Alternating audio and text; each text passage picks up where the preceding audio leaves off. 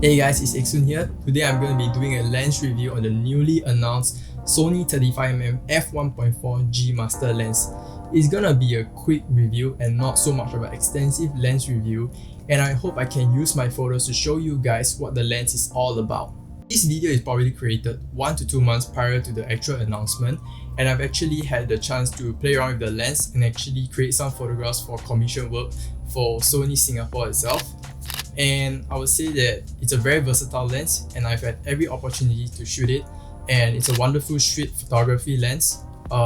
Wondering about the streets of Singapore, I've actually gotten quite a few shots with it. Being at 35mm, it's a perfect focal length for me to shoot some full body shots and also some environmental portraits itself. It makes it a wonderful chance for me to shoot lifestyle shots and also campaign photography, since it's 35mm having a f1.4 aperture.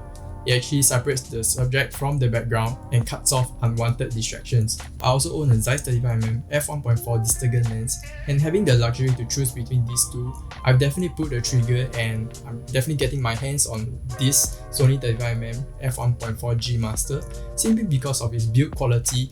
And also, having used the 35mm Zeiss Distagon a few times, I've actually noticed there's a lot of purple chromatic aberration along the edges of the subject, which I can fix in post-production, but it's gonna take some time. Also, I prefer this Sony 35mm lens just because of its build quality, and having it in my hands actually feels solid and premium.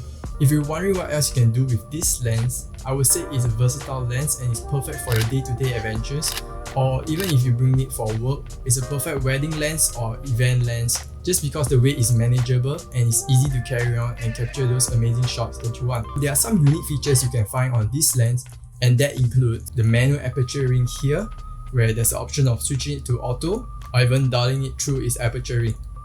There's also this function on the side where you can switch from clicking through the aperture ring or smoothly sliding it across. For myself, I use the clicking when I know I want to shoot wide on f1.4 most of the time, especially when I do not have the luxury to craft the shot in street photography situations or during events like a wedding ceremony. All in all, if you're looking for a lens that can fit most situations, this lens will be it.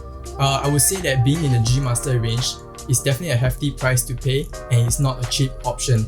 But for myself, I value the amazing and superior image quality, as well as having that very fast aperture of f1.4.